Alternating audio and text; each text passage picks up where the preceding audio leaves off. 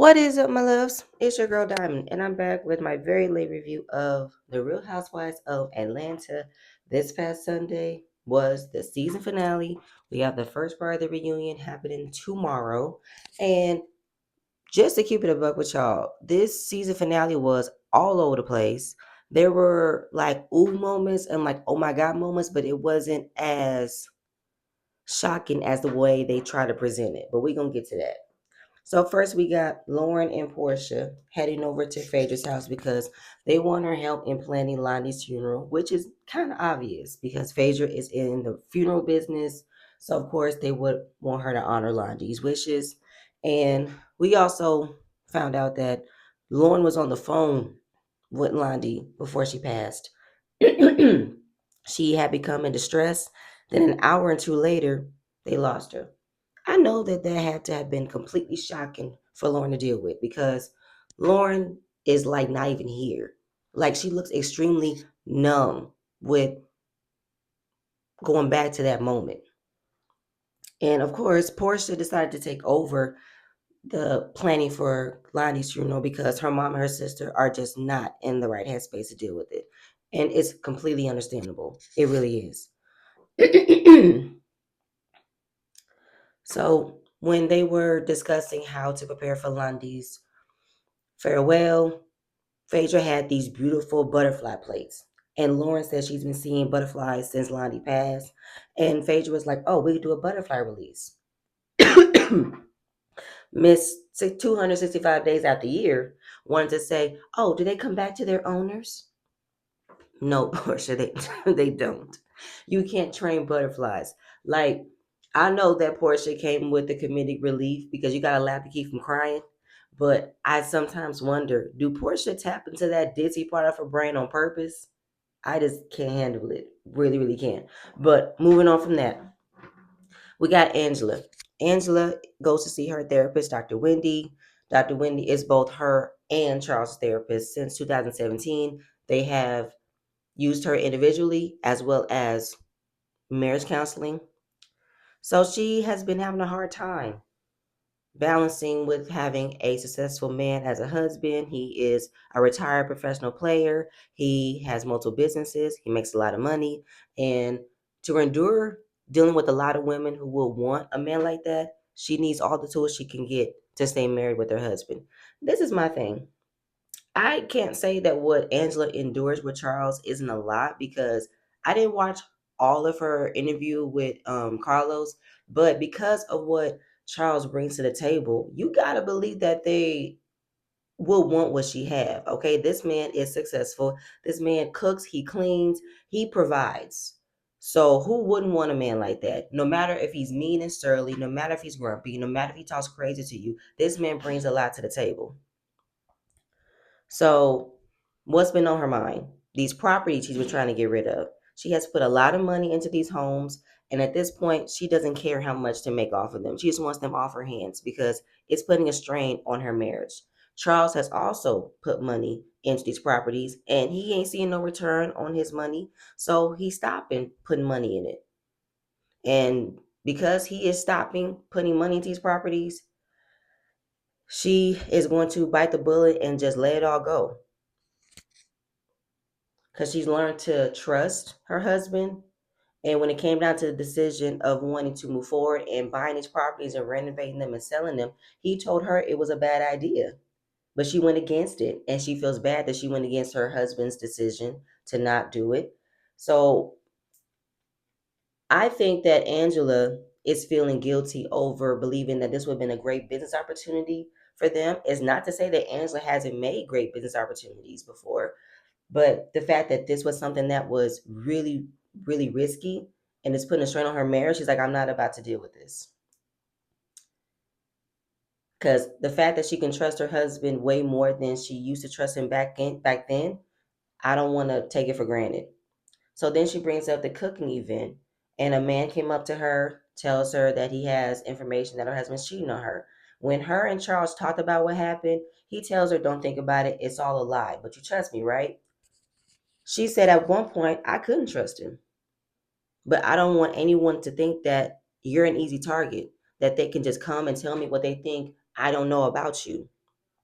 And Dr. Wendy revealed that Charles has woke up in fear being attacked, woke up in fear being targeted. And with Angela hearing it, she got emotional, but she didn't want to go down that road because as a therapist, you're not supposed to reveal your client's feelings. Those sessions are between you and your client. Even though she has worked with both of them for years, I don't think that Angela should have been privy to that information. So this is very confusing to think that a man could approach her and want to hurt her in that way. Considering what she's been dealing with all these properties, she has leaned on her family for support. She said, I'll be damned if anybody wants to come in between my marriage. I'm in fighting mode now. I got to put that message out there is leave me the fuck alone. And I have to agree. And I think that Angela is giving us a real raw moment of what can happen in a marriage, not so much as infidelity, but financial strain, financial investment. Bad financial investments can definitely impact on the marriage. Because we know she's been dealing with a lot with trying to get these homes off the ground. She bought them at a cheap price, thought she can return and get a great profit. It's been hard with the housing market these days, and her husband's putting a stop to it. I don't think that there's anything wrong with that. And I'm all here for her in fighting mode to defend her marriage because Angela ain't did nothing to nobody this season. She's been raw, she's been authentic, she's been herself, she's been showcasing for a first season housewife. And for somebody to want to come in and say, I got information on your husband cheating on you, it's like the formula is about to be dead at this point. Why put that on her? I don't like it, but we're going to move on from there. Now we got Shamia. Shamia has a showcase, and it's a huge gathering. She's invited family and friends, music execs, because Shamia is not signed. You know what I'm saying? So she's hopeful that any of these execs can watch her perform and do her thing and present her a deal. Because we know back in the day, talent scouts would look for new talent, look for the next big thing. Now that we are in a different time, technology has arisen. People make their own opportunities in order to be signed to a label. My thing is, how come we didn't get to Drew's showcase? Because Drew has been the one majority of the time talking about putting on a showcase, getting her music out there. We didn't see the buildup when it comes to Shamia. We've only saw her a few moments in the studio. We didn't see her do any pictures. We didn't do any photo shoots. We didn't see her do none of that. And now she has this huge production for a showcase. I don't know. So all the ladies have arrived. Drew said, as the resident singer of the group, I am here to give constructive criticism and to make sure her mic is on. Any shade that Drew has thrown Shamia this episode was completely warranted because Shamia has thrown unnecessary shade towards Drew all season, even outside of the show, for no reason whatsoever. So when the ladies started to get to their seats, Britt says hello to everybody except for Kelly. Kate don't say nothing back. Fine, keep that same energy. So when Shamia comes out, she has her first outfit on. I'm gonna get to that later. So when she sings a certain song, she couldn't hit a particular note, and Drew said, "Ooh, ooh, ooh, I don't have this much trouble hitting a note. Clock it." So I'm glad that she recognized that her voice was shaky after that last song, but she gave a reason. She hasn't been on stage in 20 years. So it's like, who wouldn't be nervous? You're right, Shamia, who wouldn't be? This is your first real opportunity of putting out music, wanting to be viewed as a real artist. Because if the shoe was on the other foot and this was Drew out there, you wouldn't be giving her that type of understanding. You would have been ripping her for Phil, talking about how her mic was off, she had a bad note, her outfit was horrible. But let's not get it twisted though, Shamia. This is your first real opportunity. Drew has had these opportunities before. She's had labels signing her. She's had songs before. Now she's fully getting back into it. The experience that you think you have over Drew does not compare. So the rest of her performance went really well. She had a whole set design. She had outfit changes. I applaud her for doing it. It was a full-on production. She spent a lot of money on putting out this showcase. But you want to know my opinion? It's proven. Just because you can sing doesn't mean you have that it factor. I don't think that Shami is going to make it as an artist. Do I think she can have a couple of songs here and there? Yes. But do you have that star quality? Do you have what it takes for these execs to want to sign you? I'm not sure because it's very extra with the way that Shamin comes across whenever she wants to sing. It's extra when she wants to have all of these outfit choices. I'm not saying it's wrong to have outfit choices. I'm not saying it's wrong that you have a whole set design and you have Miss Pat as an MC. Like, I ain't saying nothing's wrong with that. I just think that it is just so much that we have learned from many people who have had the ability to sing, have never soared because they just don't have it. They just don't have that it factor. And again, loving the shade that Drew was giving her while the songs were good. She could use a bit more rehearsals, but the mic should have been off. And I'm here for that. Clock it. So while the ladies all go out to wait for Shamia to come out, the interaction between them is a bit awkward, especially between Kelly and Britt. I do think that Britt is hurt that she's not in a better place with Kelly. And I think because down the line of the season, Britt really ain't been that much of a bother to me. She actually has been a little bit more likable these last few episodes. I just feel like these ladies have never really wanted for her to be a part of the show since Kenya, but they use it to their benefit to want to make her out to be the bad guy. So then we talk about Angela and her invite to her and Charles' gala. They have a goal to feed 100,000 children. The Oakley Foundation has been a part of their lives since the past 8 years. You know, they love to feed children in bad neighborhoods because you don't know when their next meal is coming. So giving back is really important to them. And Kelly talks about wanting to post a listing so it could cause awareness, right? And then Drew wants to know, oh, how many followers do you have? Kelly said, oh, 150,000. Britt wanted to be shady and say, those are fake followers. And of course, Kelly took it back and like, oh, I know somebody was stalking my page. Well, we were really close though. And I remember you gained almost 8,000 in a day. Kelly is back with the whole competitive energy. So you want to beat me, right? It's a competition, right? And they wanted to clear this up before it goes any further. I have noticed that Kelly and Britt are the same person. They throw shots. They always look for ways of calling somebody insecure, or you having a lack of something, or you're trying to compete with me. Kelly, you can deny all you want to, but you have that same petty energy and assuming that folks want to be like you.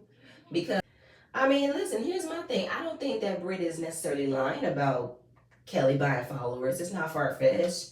We already got proof that other housewives and other people in the Bravo world have bought followers to increase their brand, increase their platform.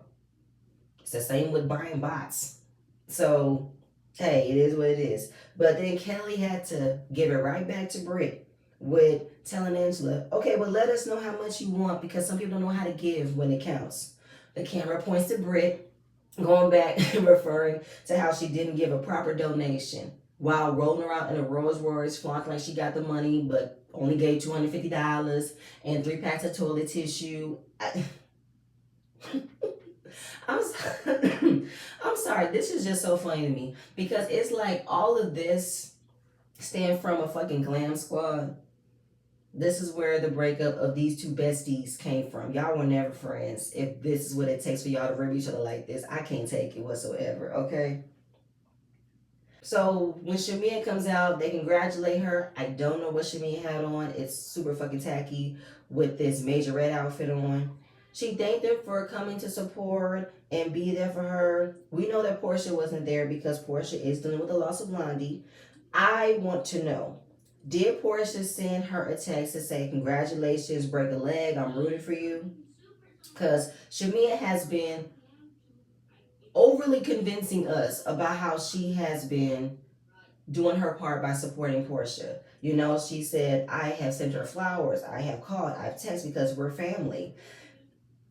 It's like, I'm going to say it more than once, I believe, but Shamia is like auditioning in her confessionals to convince us that she is still a good friend of Portia. She wants to still be a great friend of Portia, and it's a bit much. Am I the only one that sees it? Anyway. So once the other ladies left, Shamia wanted to talk to Britt alone. And before she came on stage, Cynthia went to her dressing room, being the bone carrier that she is, to let Shamia know that when she was over at Britt's house, Britt said to Portia that she were still talking shit about her. And this was real after y'all sit down and moving forward in y'all friendship. So back in the scene, she asked Britt, did you tell Portia I was still talking shit about her? Britt said, yes, because you have. Of course, It's obvious Shamia likes to call somebody a liar when she gets exposed, when it was proven that she has talked about Portia. And what Britt is saying about you have spoken about her, Shamia wants to know what was said about how she wasn't a good friend, she ain't supported you. Because it was a flashback of Shamia, Kelly, and Britt all out to dinner 2 months before she had her sit down with Portia. Here's my thing. I think what Britt wanted to expose Shamia about is in the beginning, me and you were developing a really good friendship.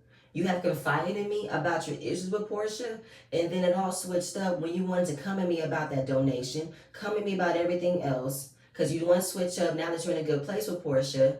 I am not about to be on that train anymore, so I am airing you out the way you want to air me out. Because I have held in all of our conversations, all of the information you showed me about Portia because I was writing for you. But now since you want to air me out and ice me out about things that I've done, now I see for who you are, so I'm finna tell Portia, this ain't your friend. Because Britt's in the confessional is talking about what you said, how she's a hater, she doesn't support you. You can talk all this crap about your bestie, but you can never confront your bestie, which is what we've all been wondering about you, Shamia. You have never been upfront and honest about your issues with Portia, about how you felt about Portia, and you have unloaded your feelings with everybody else, but never her. Because you want to still hold on to the history that you guys have great moments, but as soon as you're in a bad space, you tell everybody how you're such a good friend to her. I don't know why we're in this space. The minute she comes back and gives you a speck of attention, you be all, I got my best friend back and I'm going to switch up on all y'all because my friend is the most important one that I need to be cool with, not y'all. It's a pattern of behavior from Shamia.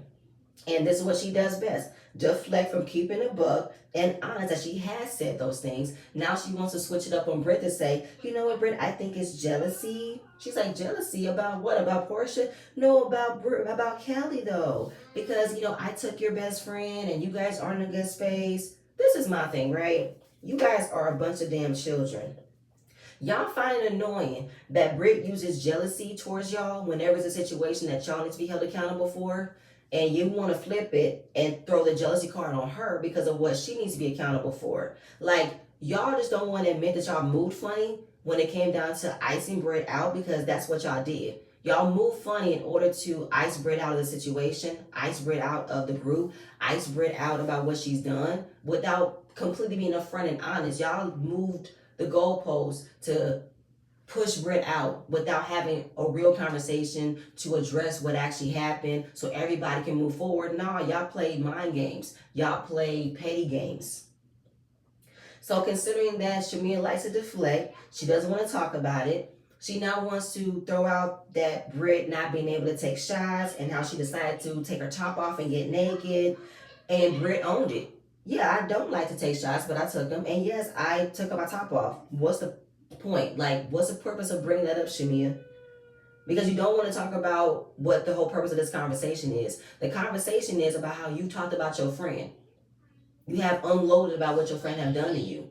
And you don't want to keep it a buck and admit that's what you did. So now you want to deflect and call out what Britt did for what?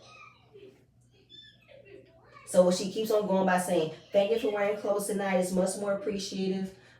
The more y'all trying to slut shame Britt about how confident she is in her body, y'all don't have nothing else to want to throw at her.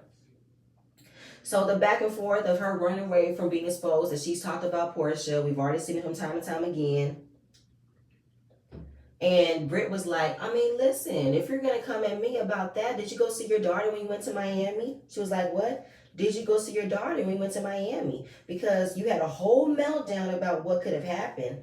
And instead of you going home, you were in Miami taking shots with Kelly. She was like, girl, don't talk about my daughter. Don't do that. Don't do that. I'm like, but that's what you did, though.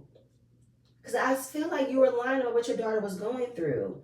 And Shamia, once again, wants to call Britt a pill popper, a lady of the night. She's like, I'm not a pill popper. Don't say that. It's like, do y'all have anything else to come at Britt other than what Kenya has said? Who is this hoe?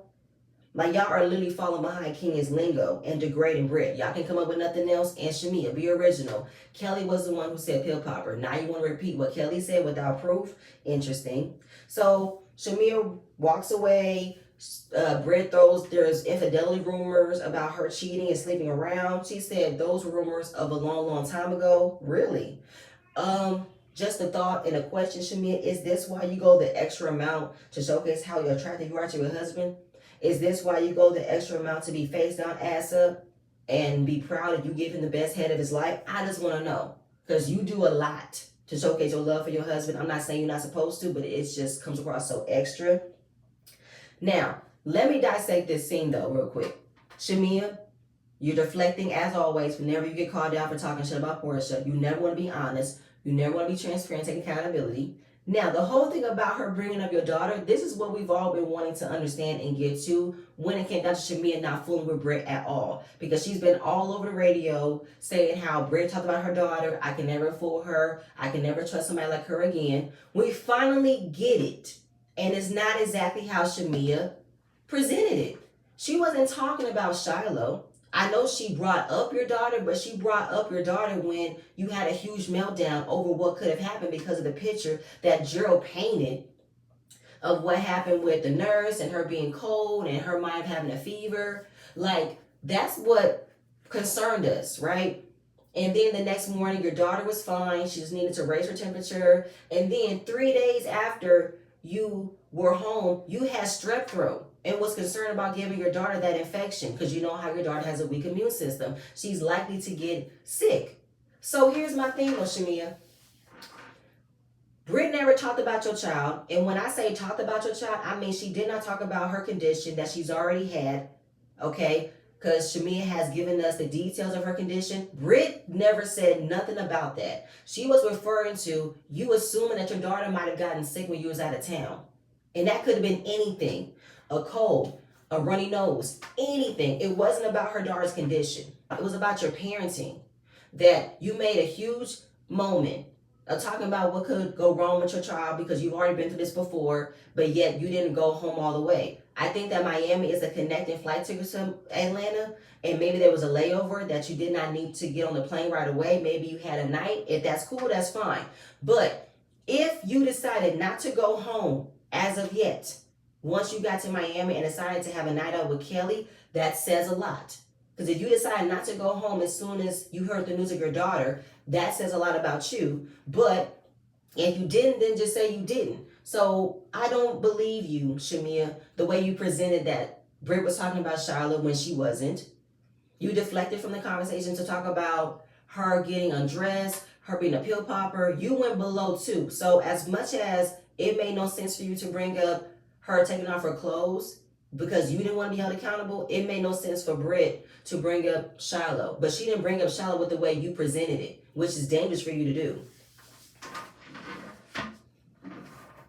Like, that's pretty much where my opinions lie in that, because being a mom myself, I was going to be all on Shamia's side if she ever wasn't saying anything about somebody's child. But the way that it was presented, you thought she would say something about her conditions. But no.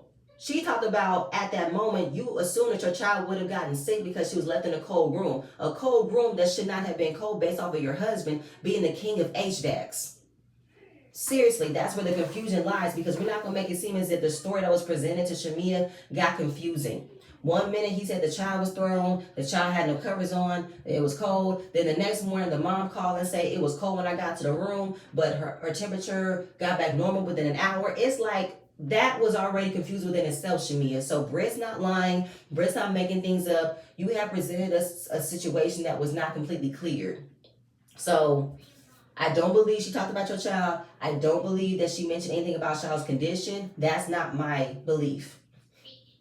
So Shamia, you were wrong for presenting something that was not real. And this is something you've done already this season. You have already presented information that you assume is so outlandish, so out of pocket. But then once we get to the real situation, it wasn't as big as you made it out to be.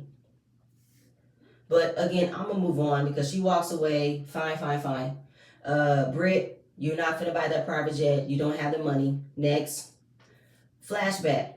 Kelly's getting the girls ready for breakfast. Her girls are not really helpful in the kitchen, especially her oldest. She wanted Chloe to put the bacon in the oven. She said, I wouldn't mind not to do it. Don't have time for that. We all got hands. We're all girls. We should know how to handle cooking and cleaning in this kitchen. Okay, one of the twins decided to put French toast on a pan before there was even butter in it. And again, Kelly is just over the moon stressed out about how to navigate being a mother of four. Her sister brings coffee, how she's had some challenges with getting the Sandy Springs location open because she wasn't able to meet the deadline with the new renovations.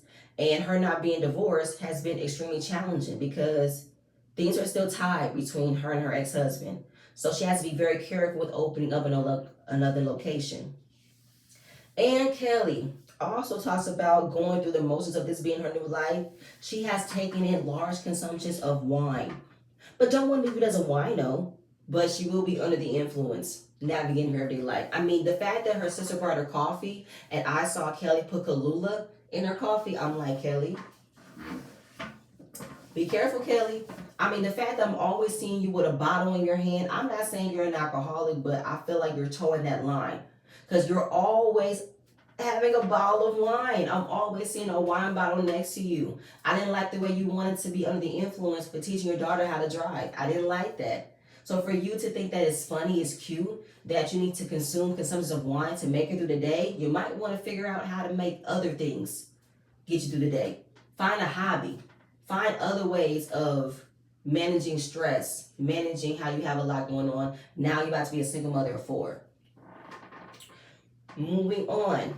Oh God, okay, so this scene with Drew and Ralph, he has risen from the basement, Lord have mercy. He asks, can he come up and talk? He's on the piano, trying to set up a nice, cute scene, which I don't like. He just wants to have a conversation about, how do we get here? And it's like, what you mean, how do we get here? It's because of you. The shit you done. What you mean? It was pretty much how can he come to a better understanding of wanting to co-parent? Because it's been an order put in place that he can't see the kids Monday through Friday. While it is a court order that he can't see the kids, Drew says, listen, you can ask me if you want to see the kids. I will never want to keep the kids from you because I know they need their dad in their life. Sometimes I feel like Ralph wants to present the conversation like Drew is not abiding by the judge's orders when he doesn't abide by the judge's orders. We've seen him cross those lines all season. Coming up the stairs without permission sooner than he's supposed to, locking Drew out, everything in between. So, don't like that whatsoever. But in the end, she's like, listen, we just need to be in a better space as co-parents because we all want different things in our lives. You want what you want, I want what I want. And that's just that. We're family. That's it. We just got to be in the middle.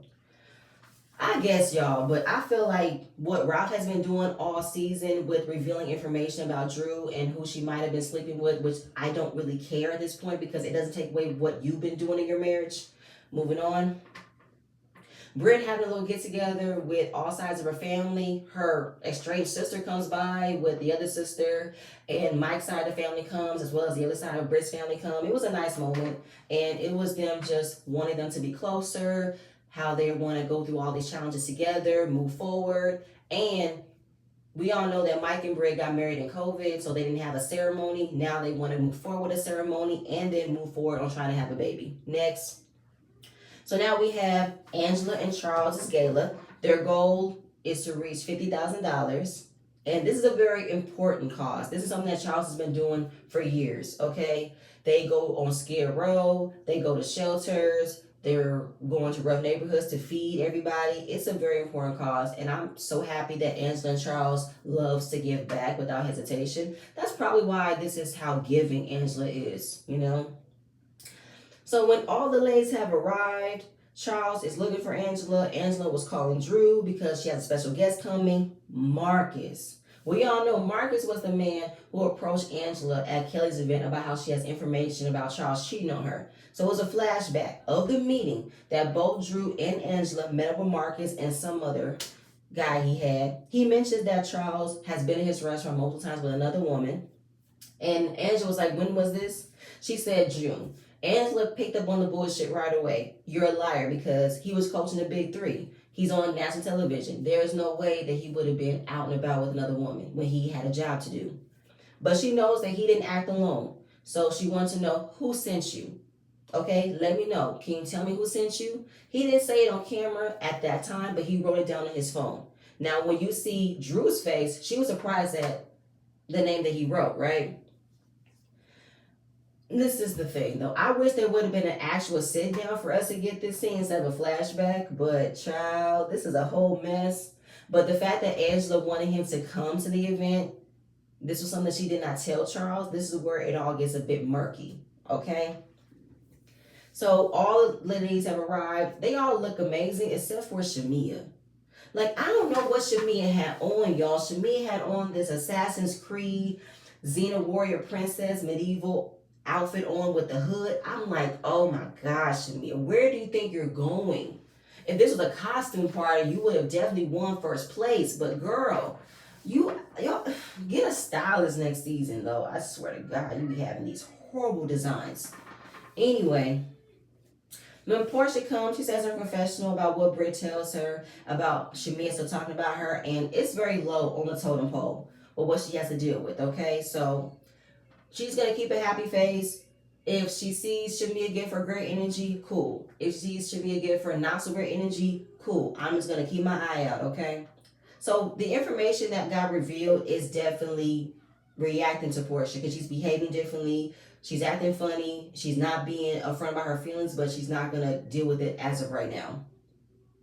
So while they're all eating dinner, I'm seeing two different conversations happening between me and Kelly, Shamia and Kelly, and Britt.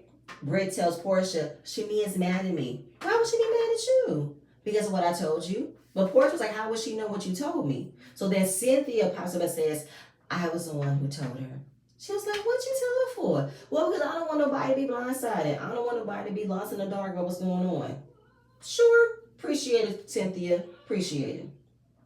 So Angela decides to give out honorees. There was this lady who was the creator of Meals on Wheels and an activist for domestic violence. And then the final award went to Portia, also in honor of Londi, because Londi has also been the one behind Portia's Grandfather Foundation. She put a lot of work in it. And this was a great honor to present to Portia, but it's also wondering though, Angela, this is the woman who has said she'll fuck your husband.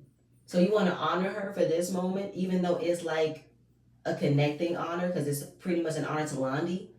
I want to know if Angela's playing a long game to test, to see if we have been moving forward, we have developed some type of friendship, but I really don't trust you yet. So let's see how you act once I give you this honor. Let's see. So once all the awards were sent out, the event was pretty much over. They had a performance. Somebody was singing. Portia leaves crying because she is still grieving the loss of Londi. It's very sudden. They all ran out to comfort her. Britt is patting her, saying, you got it, babe. I got you, babe. I got you, babe. And then Shamia again, in her confessional, talking about how I didn't want the group to change me and Portia's friendship. And I hope that, she understands the love that I have for her will always be there. Shamia, stop. I said it earlier. It's like she's auditioning to showcase how much she wants to be Portia's friend, auditioning that she will always be Portia's friend.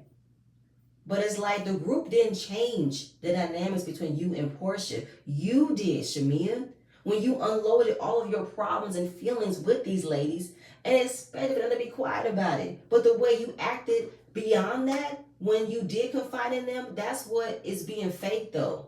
You can't expect for them to be loyal to you about how you felt about Portia, but when you turn on them, they be like, girl, you talk shit about your friend. I'm not keeping this shit for you.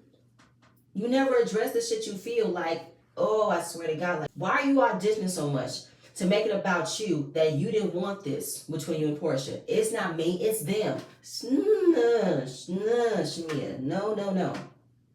So like I said earlier, their goal was to raise $50,000. They met their goal and more. They raised over $107,000. That is an amazing accomplishment. That goes to show you, I don't know what y'all did on Married to Manson when y'all definitely promised to reach a goal y'all couldn't reach at that time. But if Charles and Angela could reach a goal, that means that they are about this philanthropy business. They are about giving back. Interesting, right?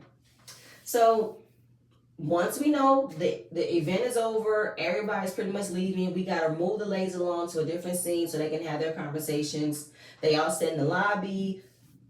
Angela thanks the women for coming, but she wants to address what happened at Kelly's event. So Angela is setting up the scene to have the ladies be confronted, right? So she can reveal who did it. Okay, this like it's like one of those scenes off of Murder She Wrote where we get to the that final scene where everybody is in one place and we go down the line who's had a hand in it, who didn't have a hand in it, and boom, the mass murderer is revealed. So she goes down the line and she addresses Kelly to say it was odd that he just happened to be at your event. Kelly wants to be defensive by saying, "What? Me? I cannot believe she would accuse me of doing that." Listen, Kelly, I'm not gonna make it seem as if you wouldn't have had anything to do with it. I don't think you did, but let's not forget though, Kelly, you've had your 2 cents in when it comes to Angela. Now you fixed it because you wanted to make sure you came in good standing with the ladies once you and Britt's relationship was gonna fall out. You did escort the man out. You did. And the fact that he was already at that event, he was already able to be introduced into the scene. So production is already on standby as being a part of it. But you didn't have nothing to do with it. It's not far-fetched to think so, but you didn't. And then she went to Britt. And she's like, Britt, I thought about you. Britt was like, "Girl, I'm a married woman. I wouldn't do that. I know me and you have had our issues, but we've always moved forward. We've always addressed it, and we've been good since then." At the time that we're seeing Britt defend herself, you see Shamia and Kelly nudge each other like they're having their own little conversation because they want so badly this to be about Britt. They want so badly this is Britt's fault. And I don't believe Britt had anything to do with it. She said in her confessional, "I wasn't invited. I don't have that kind of power. Why would I do that?" I know in the beginning, Britt did throw a lot of shade towards Angela. But let's not get it twisted though, Shamia. You was also willing to sit down with somebody else's estranged husband to gain information. So let's not. Because if you think about it, majority of all of these ladies here have the capability to do it. So Drew came in and also said, we found out it wasn't even true. Okay? The guy said what he said and it wasn't even true. But the guy is here. They're like, "Oh, he's here." Portia want to be like, "Why would you bring him here to confront what he said?" Because we're filming a show, Portia. And we need to get this out in the open. There's been too many speculations about what's been going on in Angela and Charles' marriage. And she wants to nip this shit in the bud right here, right now. Now, when he was walking in with Drew, Charles also was aware of who that guy was, and he approached him and said, "No, get his ass up out of here. I don't want him here. He needs to leave." The enforcer was coming into the building. Now, Angela wanted to calm Charles down and say, trust me. Let him talk. He said, "Hell no. I don't trust you. He disrespected you, right? I don't trust you." Because he don't want to play that type of game. He ain't got time for those types of shenanigans. And that's where Angela messed up. She did not inform Charles that while I know we're not believing what he says, but I need to have a moment to confront him. Because I don't like this shit. I'm trying to clear your name, clear my name. So I need to have this moment. Because Charles literally took off his mic, left the scene and say, "I ain't got time for this." So eventually they had to calm him down. And he points his finger at Marcus's face and said, "You lucky. You real lucky." Because we all heard him apologize to Angela and apologize for what he said and everything. But it's like too little too late though. Okay? While Charles is out of the building, now Marcus is presented in front of the ladies. And she was like, "Listen, who sent you?" Now Marcus definitely was nervous. Okay? He was not upfront with it like he wanted to be at that time at Kelly's event. He was like dragging it out and not keeping it a buck. He said, "Somebody who was upset with Angela." And they were like, "Who's upset with her?" So he looks towards his right and said, "Phaedra." Phaedra is like, "What? What? I never met you before a day in my life. What?" I swear to God, these faces that Phaedra was making was irritating the fuck out of me. Then he goes on to say that Phaedra is the godfather of Atlanta. Who said that? I'm not doing this with y'all. Now, Phaedra was defending her case in a confessional, talking about, why would I do that? My marriage is already shown on national television. Why would I want to come from somebody else's marriage? Phaedra, let's keep it a buck though, Phaedra. Your marriage was destroyed because of who you married. You married a scammer. You married a grifter. Okay, he's lied to you. He's cheated on you. Don't blame TV. Don't blame the ladies. Blame the man you married. Okay, stop doing that. And you had a lot to say about Angela and her marriage with Charles, calling Angela the secret wife of Charles. You didn't know that he was married. You've known him to be the life of the party, but yet you only known him in that time frame before he got married to Angela. Remember, you have not been around him in 10 years. So in that 10 years, he's been married to Angela and has had children and has had businesses. Like, you don't know this man past a certain point because you ain't been around him. Anyway, he's talking about how he was approached with information 3 days before Kelly's event at Phipps Plaza. An envelope was dropped off to him. I'm like, what the hell? Would it be this easy to decipher that it's Phaedra? Would she be this sloppy to have all the evidence point exactly at her? Child, I don't know. My gut's telling me it's Phaedra. My gut's telling me it's a lot of components. That Phaedra's not the main person of doing it, but she's also a part of it. Maybe it's also to keep this conversation going for next season. Then how they have a connect. Who is this connection? His name is Junebug. Oh my God. What the fuck is this? Ain't that the most countries of names? What the hell? Junebug? Are you for real right now? Who? Portia had me screaming when she said this is a scheme that Todd set up to come with us with the bullshit. Cue on Bertha. And here it is on Bertha. It was a scheme that Todd set up to come to you with the bullshit. Cue the chair turn, okay? You cannot do it without turning in the chair. Shout out to Aunt Bertha, the OLG gang, okay? Child, Todd, you have given us one of the most iconic lines in Atlanta, okay? Because we've all been saying, it's a scheme that Todd has set up to come with us with this bullshit, and this is exactly what this is, okay? What the fuck is this? So while seeing Phaedra go all over the place with those facial expressions about how she ain't had nothing to do with it, Marcus leaves and wants to confront Angela, like, why would I have a beef with you? Angela wants to know the same thing. Why do you have a beef with her? Do you want what I have? What do you have that I want? A marriage? Because why are you going to such lengths to come in between me and mine? Why? Because I know the games you play. I know the level that you'll go to. So I don't understand this. Why would you send him? Because I liked you and I trusted you. But you gave me everything, Phaedra. You told me everything. Like the Godfather says, be weary of the one who gives you the information. And what you gave me said a lot. It's like, what did I give you? What happened? I don't know. In the confessional, Angela said that Phaedra called her and then said she had the memory of an elephant, which I do believe Phaedra has said that before. And how she remembers this guy. She remembers where he works. She remembers his whole name. Because we don't know his whole name. We just know him to be Marcus. Now, she's still claiming she doesn't know him. Why would I want to come back to this group and start controversy? Because this is what you do, Phaedra. You miss this. That's why you didn't want to be part of Married to Medicine, because they want to have you be accountable for some shit you might have done. You left that, came over here, because you wanted it. You wanted to be involved in this type of mess again, Phaedra, okay? Then she said all the roads led to Phaedra, okay? And I feel like this was also telling for me, though, Phaedra, when it's like, but I don't have nothing to say. I don't have nothing to go against you, but you neglect to tell us that you're in foreclosure. What the hell does that have to do with anything, Phaedra? What you telling Angela that she has not said that she's in foreclosure had to do with you possibly being involved in setting up this man to come at Angela to tell her about her husband. She said, that ain't no tea, sis. I will be happy to tell you what I have going on. But the thing is, you're still doing the same shit you did in your old group, and you're doing it to your new group. And Angela wasn't lying, because for me though, Phaedra, you've been sitting on that information to spray to Angela. But Angela's already been telling us and the girls that she's in the hole with all these properties.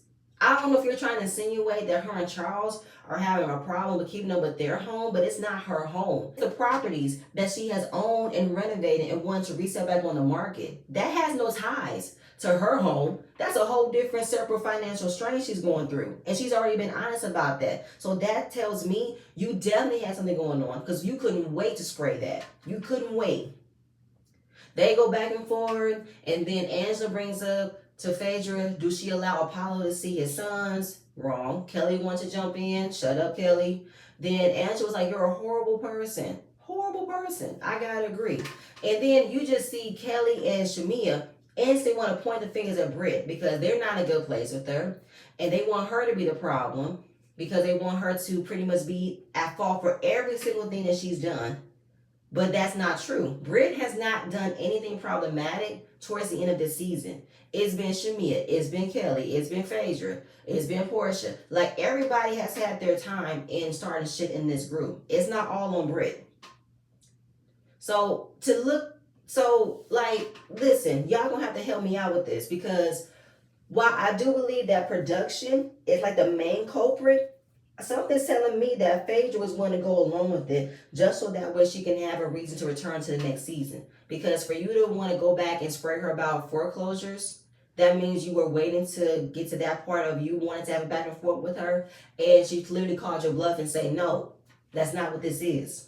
So Angela calls Phaedra a horrible person, and it's still up in the air about who's involved, who's not involved. It's still confusing because I thought Angela had all the information. But then again, we got Marcus, who has been all over social media denying that this ever happened, saying that Angela set this up. He did mention Phaedra, but then if you heard the voice note, shout out to Kempire, he mentioned Phaedra, recognizing him, talking to him before they got set up for the scene, and he's revealing messages. So this all stems from what Marcus wanted to do, but who put him up to it? And how did he instantly agree to want to be a part of this? He thinks that this is going to gain him favor of having a moment, having a shot to fame. No, he's proven to be a liar. He already has a registry of him being a SMEX offender. So no, sir, you're not going to come out good in all of this.